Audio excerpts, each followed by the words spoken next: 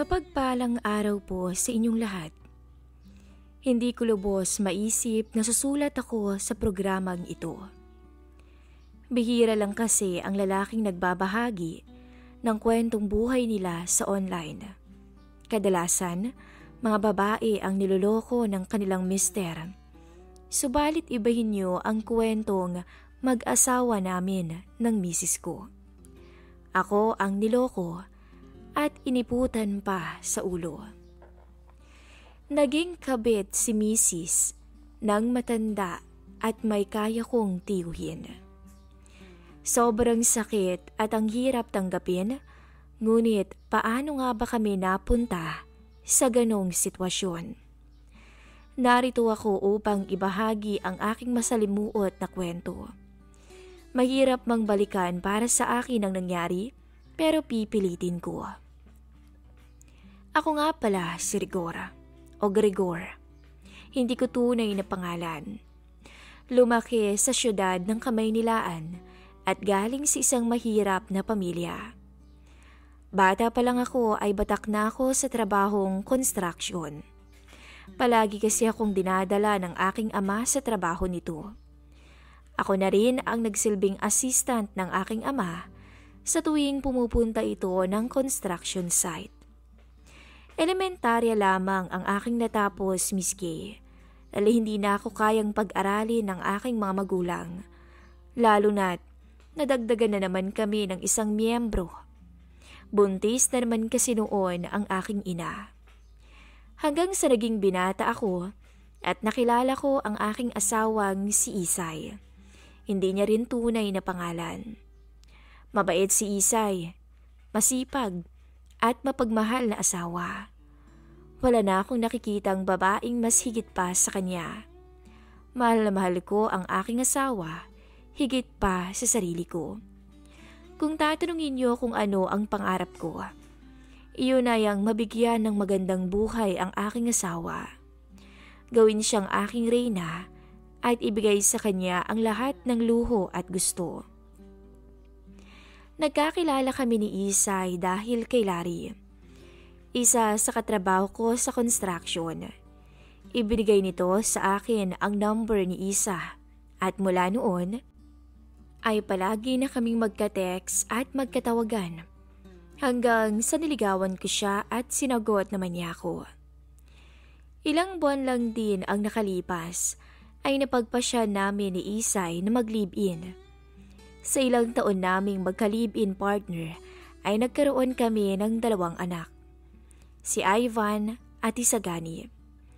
At dahil sa construction worker lamang ang aking trabaho, hindi madali ang naging buhay namin. Pero mahirap man, ngunit dahil sa pagmamahal ay kinakaya naman namin. Nakakakain pa rin naman kami ng 3 beses isang araw. May maliit ding tindahan si Isay, kung kaya't doon kami kumukuha ng pang-araw-araw naming gastusin. Umutang kasi kami sa Bombay at pinampuhunan namin ito sa negosyo. Hindi man kalakihan ang nirerentahan naming bahay, pero naisisingit pa rin namin ang maliit na tindahan doon. Sabi ko nga sa inyo, lahat ng gusto ng aking asawa ay sinusunod ko, maging masaya lamang siya. Kahit ayaw kong mangutang sa Bombay ay ginawa ko na lang para matupad ang gusto ni Isay na magkaroon ng sariling tindahan kahit maliit lang. Araw-araw ay nagsusumikap ako upang magkaroon ng magandang buhay ang aking pamilya. Kayod kalabaw ang ginagawa ko sa construction para naman magustuhan ako ni foreman at kunin ulit kapag mayroon itong nahanap na bagong kontrata. Subalit nagkaroon ng hindi inaasahang sigalot ang may-ari ng pinapatayo naming building. Nagbawas ito ng tauhan at isa ko sa mga natanggal. Labis nun ang pagmamakaawa ko kay foreman na wag akong isabay sa listahan ng maaalis. Subalit wala itong nagawa kung hindi ang humingi na lang ng tawad sa akin. Foreman, ginuha kong isabay sa listahan ng mawawalan ng trabaho. Alam mo namang mahirap ulit na makapaghanap ng trabaho sa ngayon eh. Masipag naman ako. Kayod kalabaw ngang ginagawa ko araw-araw eh. Ano bang rason kung bakit napasama ako sa matatanggal? Tanong ko kay foreman. Pasensya ka na, Grigor. Tatanungin kita, ano nga bang natapos mo? Doon lamang ako natigilan dahil sa tanong niya. Napayuko na lang ako at nahihiyang sumagot. Elementarya ho. Yan ang rason kung bakit natanggal ka, Grigor. Sabi ni Amo, at least high school graduate ang pwedeng manatili sa construction na to. Aalisin daw at tanggalin ang mga nakapagtapos lang elementarya. At kasama ka ron. Pasensya ka na, ngunit ito yung utos sa atin eh. Alam mo naman, alam kong masipag ka. Pero hindi ka kasi kwalipikado sa gusto ni boss. Maghanap ka na lamang ng ibang trabaho, ha? Pasensya ka na ulit. Binigay niya ang isang sobre na naglalaman ng pera at inabot yon sa akin. Ito pala yung huling sweldo ko. Matapos sasabihin yon, ay tinapik niya ang aking balikat ng mahina, hudyat na aalis na ito. Napabuga na lamang ako sa hangin. Napaupo at napahilamos sa aking mukha. Hindi ko alam kung paano ko sasabihin kay Mrs. na natanggal na ako sa trabaho. Paano na lang ang pamilya ko nito? Buti kong napakadali lang maghanap ng ibang maa-applyan. Binuksan ko ang sobre at nakita ang 3,000 sahod ko sa loob. Paano ko to pagkakasyahin? Gayong may utang pa kami ni Isay at nag-aaral rin ang elementarya ang anak namin. Maghahanap pa ako ng trabaho. Malamang gagastos din ako dun. Nang makapasok ako sa loob ng aming bahay, ay sinalubong ako ng 2 kong anak. Niyakap ko sila at hinalikan naman sa ulo. Nasa lang inay nyo? Tanong ko sa mga bata. Nasa kusina po tay, nagluluto po ng ulam. Sabi ng panganay kong si Isagani. Napatango ako at pumunta sa kusina. Roon ay nakita ko si Isay na nakatayo sa harap ng kalan at may piniprito. Ayon sa amoy ay tuyo ang ulam namin ngayong gabi. Niyakap ko mula sa likuran ang aking asawa at sinubsob ang aking mukha sa leeg niya. Napahinga ako ng malalim kung kaya't naamoy ko ang natural na bango ng katawan niya. Oh, nandito ka na pala eh. Kumustang trabaho? Saad niya at sinulipan pa ako. Ilang minuto rin akong hindi sumagot sa kanya kung kaya't napansin ni Mrs. ang pagiging tahimik ko. May problema ba? Mukhang tahimik ka yata. Pinagalitan ka na naman ba ni Foreman? Tanong ni Isay sa akin. Umiling ako at napabuntong hininga. Natanggal ako sa trabaho, Mali. Natigilan si Isay nang marinig niya ang aking sinabi. Kumabog ng malakas ang aking dibdib dahil doon. Hindi ko alam kung ano ang magiging reaksyon niya. Sa totoo lang, inaasahan kong magagalit siya sa akin. Ngunit rinig ko ang paghinga niya ng malalim at humarap sa akin. Ngumiti ng pilit si Isay at nagtanong, bakit ka naman natanggal? Tanong niya sa malumanay na boses. Napayuko ako dahil sa sobrang hiya sa aking asawa. Nagbawas ng trabahante at isa ako sa mga natanggal eh. Kinuha nila yung mga high school graduate. Alam mo naman, elementary lang yun natapos ko, kaya kasama ako sa listahan ng mga natanggal. Nagmakaawa naman ako kay Foreman eh, kaso hindi pumayag. Magagalit daw kasi si boss kapag nalaman nitong hindi siya sumunod sa utos nito. Kuwento ko sa kanya. Alam kong malungkot si Isay dahil nawalan ako ng trabaho, ngunit hindi lamang niya ito pinapahalata sa akin. Hinawakan niya ang aking pisngi, tsaka kinantelan ako ng masuyong halik. Ano ka ba? Huwag kang mag-alala dyan. Marami pa namang trabaho na mapapasukan. Mag-apply ka na lamang ng iba. Paano naman ako mag-a-apply? Wala nga tayong panggastos. 3,000 lamang yung natira sa sahod ko. Magbabayad pa tayo ng utang. Ang gastusin pa sa pang-araw-araw. Ang mga bata, pati na rin yung renta sa bahay. Paano naman yun? Namumroblema kong tanong kay Isay at napahilamos pa ako ng muka. Huwag kang mag-alala. Mag-iipon ako ng panggastos mo sa pag-apply ng trabaho. Yung benta ko sa tindahan ay ibibigay ko sa iyo araw-araw. Sagot ni Isay sa akin, tsaka nagpatuloy na sa pagluluto. Pero, naputol ang aking sasabihin nang magsalita siya. Sige na, wala nang pero-pero. Mababawi mo naman yung ginastos mo sa pag-a-apply kapag nakahanap ka na ng trabaho eh. Sa oras na yun magkakalaban din ang tindahan natin. Sabi ni Isay kung kaya't napatango ako. Wala akong nagawa kundi ang yakapin ulit ang aking asawa. Nagpasalamat ako sa Diyos dahil binigyan niya ako ng maintindihin at madiskarteng may bahay. Ilang araw rin ang nakalipas, sabalit hindi pa rin ako nagkakaroon ng trabaho. Wala ni isang establishmento ang tumanggap sa akin. Minsan naman, mas gusto nitong high school graduate kaysa sa elementarya lang ang natapos. Labis ang aking nararamdamang kabiguan sa tuwing naririnig ko sa may-ari na at least high school graduate ang pwedeng mag-apply sa kanila. Hindi ko alam pero nakaramdam ako minsan ng pagsisisi. Sinisisi ko ang aking mga magulang pati na ang aking sarili sa kadahilan ng pinatigil nila ako sa pag-aaral at sa sarili ko naman dahil hindi man lang ako gumawa ng paraan upang makapagtapos kahit high school man lamang. Nararamdaman ko na ang pagod at hirap sa mga oras na iyon. Naglalakad ako sa harap ng mainit na araw at sinilip ang aking lumang pitaka. Napangwi pa ako nang makitang puro barya na lamang ang natira sa perang baon ko kanina.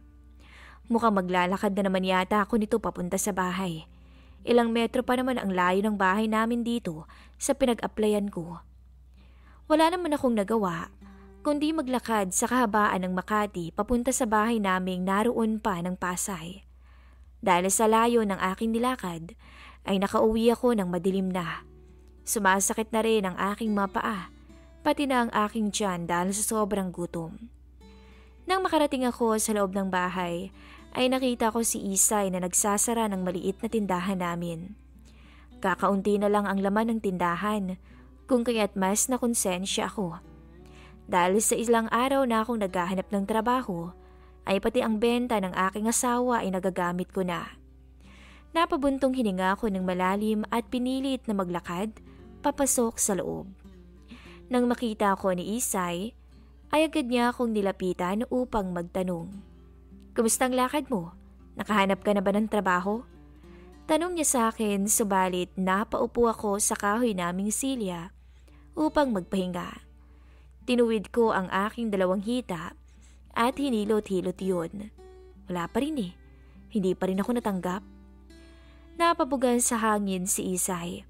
Tsaka umupo sa may sahig upang masahihin ang aking paa. Naku, naglakad ka na naman no? Nag-aalalang tanong ni Isay. Napangiti ako ng mapait at tumango.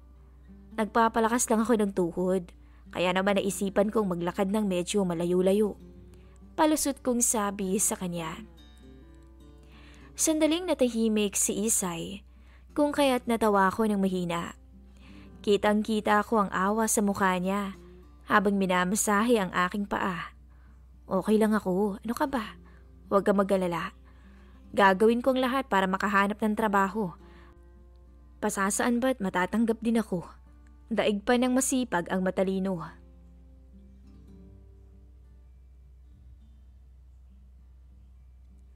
Alam kasi ng aking asawa na kaya hindi ako matanggap-tanggap sa trabaho ay dahil nakapagtapos lamang ako ng elementarya. Inis na inis siya habang kinukwento ko kung paano ako pagtawanan ng interviewer dahil hindi daw ako marunong makaintindi ng English. Hindi ko rin alam kung bakit mayroon pang ganun. Waiter at boy lang naman ang aking ina-applyan.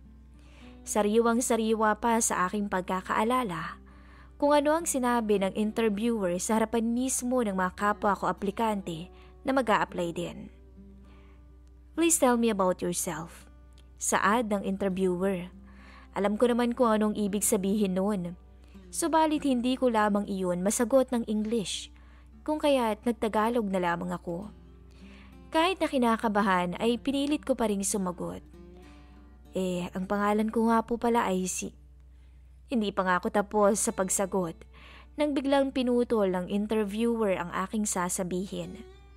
Mr. Gregor, if I ask a question in English, you should answer it in English.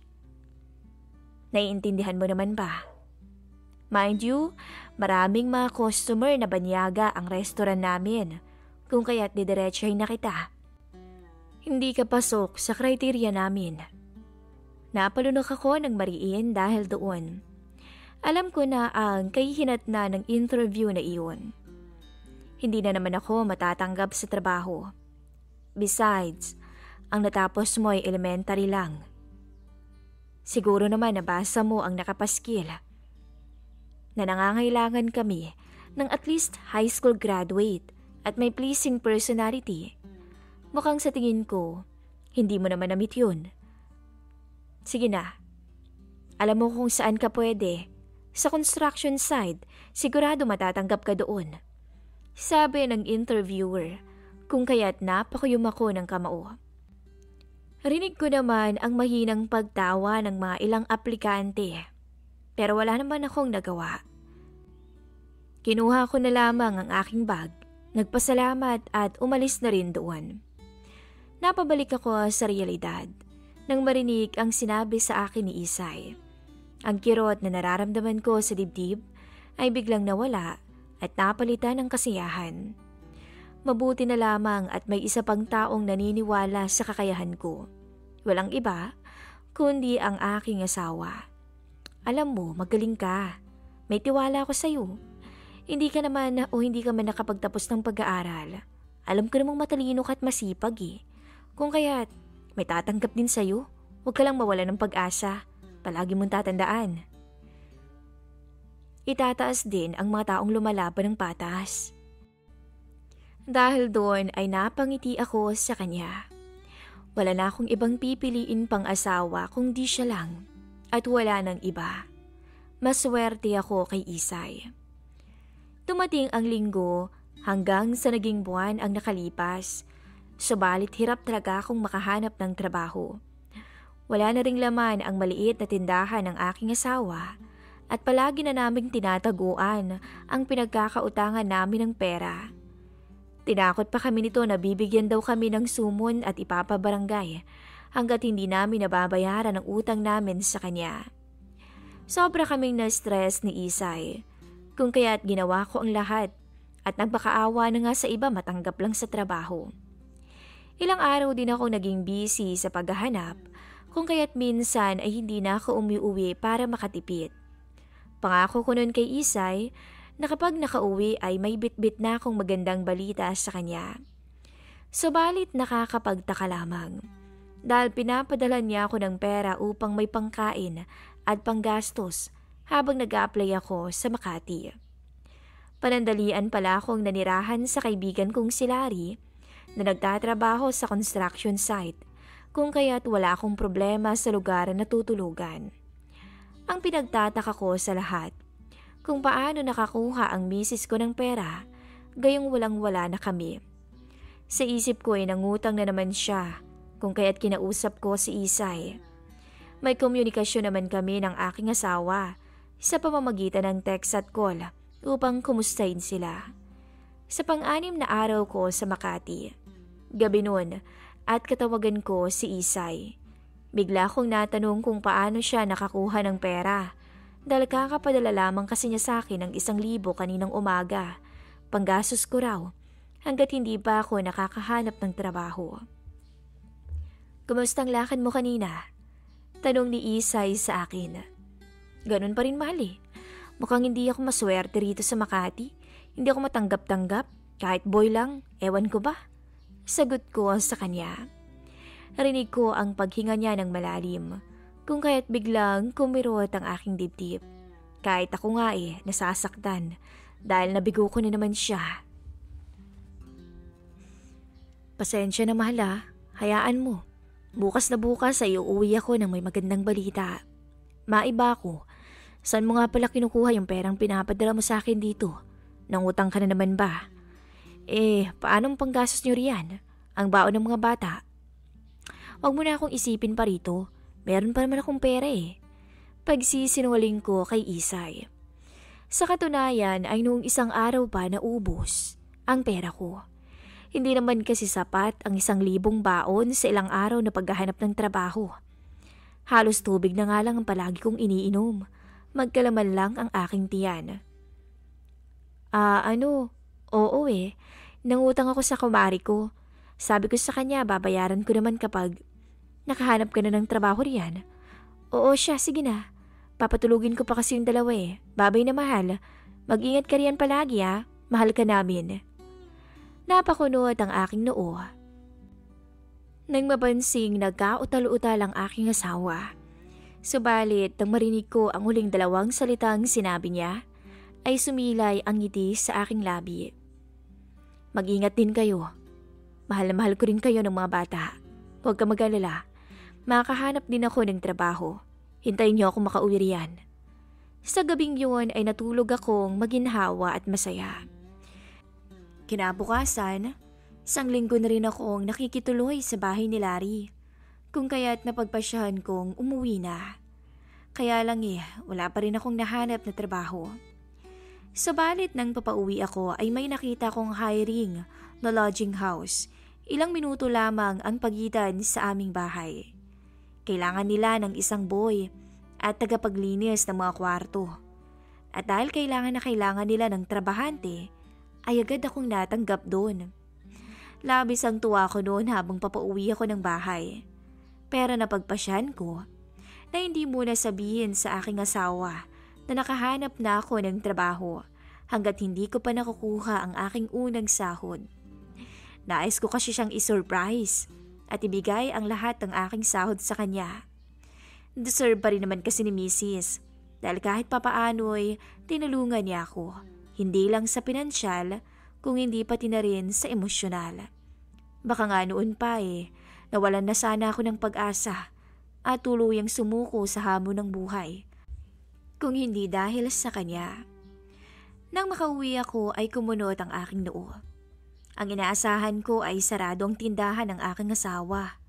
Ngunit nanlaki ang aking mga mata nang makitang punong-puno ito ng paninda. Hindi ko alam kung ano ang mararamdaman sa mga oras na yun. Gulong-gulo ang aking isipan.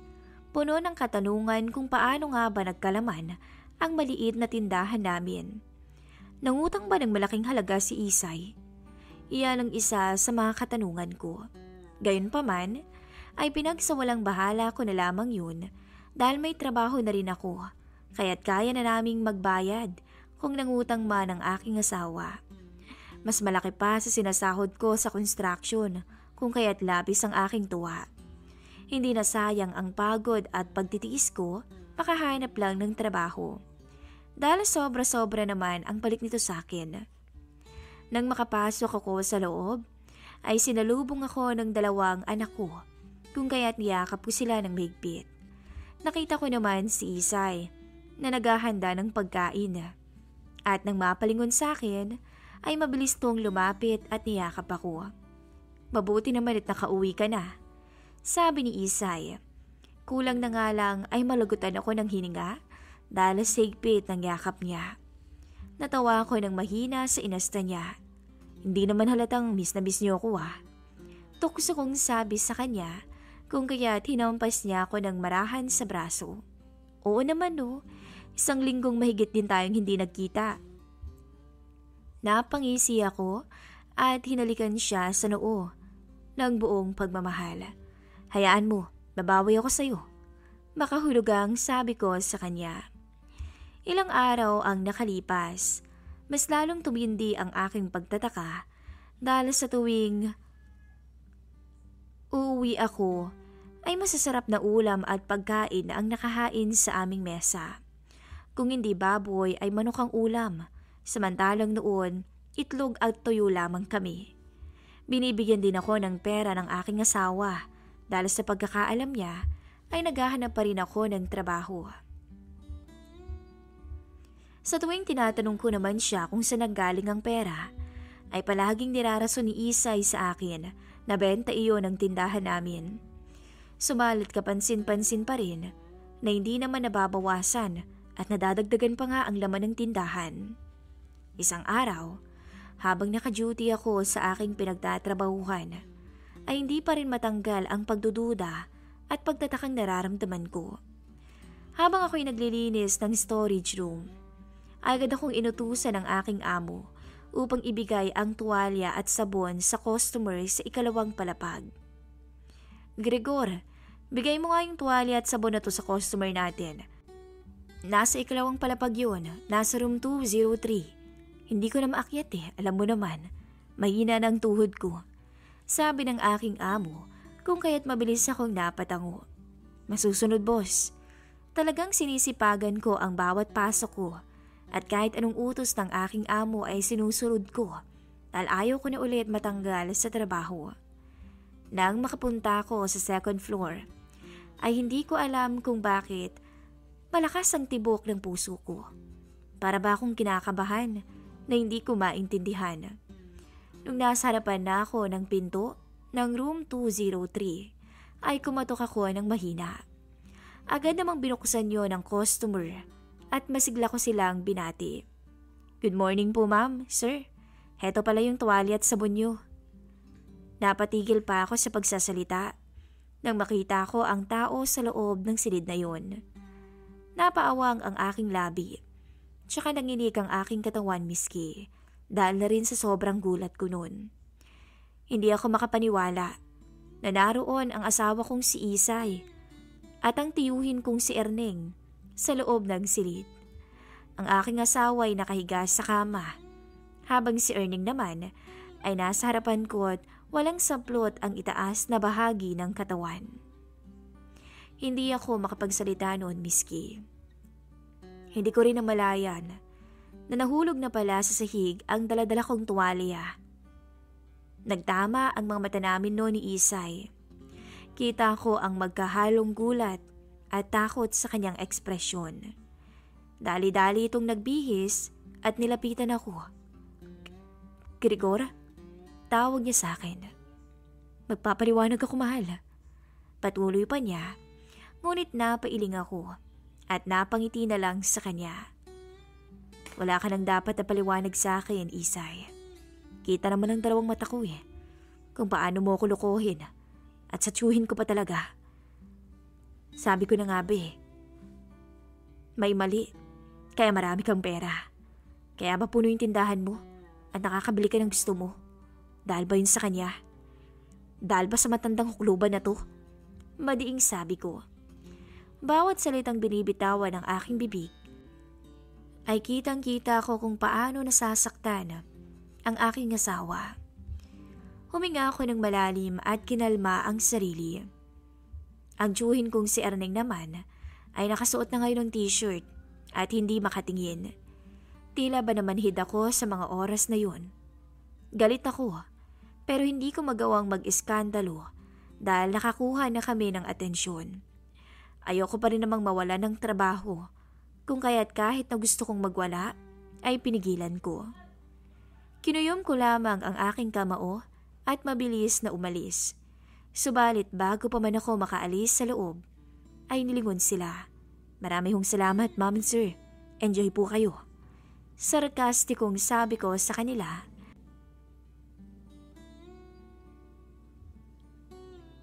At iniwan ang dalawa na nakatunga nga lamang. Aminin ko sa inyo, nang makalabas ako sa silid, ay tumulo talaga ang aking luha. Nang makababa ko ay nagpasya akong mag-early out at nagdahilan na lamang sa amo ko na masama ang pakiramdam ko. Mabuti na lang talaga at mabait tong boss ko kung kaya't agad niya akong pinayagan. Habang papauwi, ay hindi ko napansin na tumutulo ang luha ko.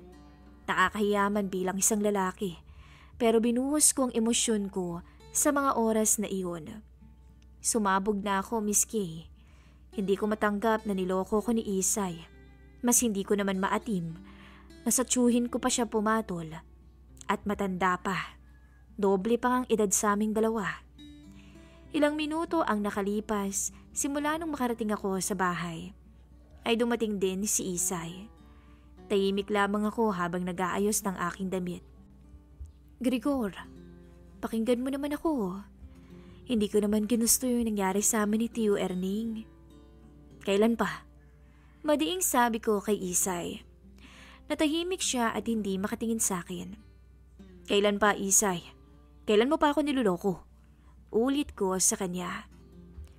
Nung pumunta ka sa Makati at isang linggong mahigit roon, awang-awa na kasi ako sa iyo eh. Akala mo ba hindi ko alam na wala ka ng pera at tubig na lang yung pinanglalaman mo dyan sa sikmura mo? Nagsumbong kaya sa akin yung kaibigan mong si Larry. Pilit kang pinapauwi dahil alam niyang walang-wala ka na, pero mapilit ka pa rin. Ano nga ba naman ang mapapahiram sa'yo ng kaibigan mo? Maraming anak yun. Kaya pumunta ako sa tiyuhin mo at nangutang ako ng pera. Pero sabi niya sa akin kinagat ni Isay ang kanyang labi at napaiwas ng tingin. Sabi niya, ibibigay raw niya yung mga gusto ko. Basta't ibibigay ko sa kanya yung gusto niya. Na may mangyari raw sa amin kapalit ng tulong na ibibigay niya sa atin. Napamura ako ng malakas dahil doon. Gigil na gigil ako sa puntong yun. Ginawa ko lang naman yun para sa atin Paano ang pag-a-apply mo kung wala kang pera? Masakit din naman para sa akin bilang asawa mo na nakikita ka nahihirapan Garalgal na wika ng aking misis. Wala na rin naman akong choice Dahil ano na lamang ang kakainin ng mga anak natin? Ang renta ng bahay, ang utang natin sa Bombay. Sa tingin mo ba may magpapautang pa sa akin? Wala na no. Patuloy pa nito, ngunit tahimik lamang ako habang nakikinig sa kanya. Hindi ko alam kung anong sasabihin at mararamdaman ko miski. Masakit. Naawa ako sa sarili ko. Galit sa panulokong ginawa sa akin ni Isay. Halo-halong aking emosyon sa mga oras na yun. Pero hindi yan sapat na rason upang magawa mo akong lukohin, Isay. Marami pa namang ibang paraan para makaahon tayo sa hirap. Sabi ko, 'di ba, lalaban tayo ng patas. Tingnan mo nga nakahanap na ako ng trabaho.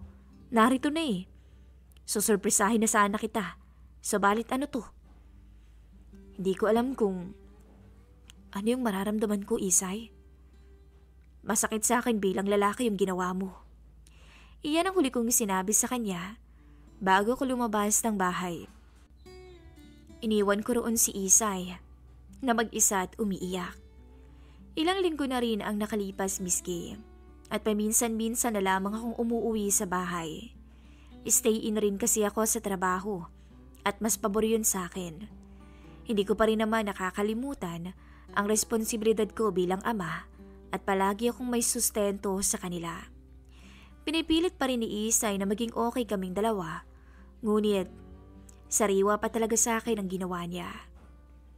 Ngayon nakafocus ako sa trabaho dahil may 2 pa akong anak na pag-aaralin at bubuhayin. Sa katunayan, mahal ko pa rin naman ang aking asawa. Hindi naman yun mawawala. Pero ang hirap lang magpatawad. Tama bang aking desisyon? Kailangan ko bang patawarin ang aking asawa sa kabila ng ginawa niyang panuloko sa akin? Kaya ko pa bang magtiwala sa kanya na magsimula ulit? Sobrang naguguluhan ako ngayon, miski. Pwede niyo ba akong bigyan ng advice dahil sa puntong to ay hirap talaga akong magdesisyon. Patatawarin ko pa ba si Isay o hindi na?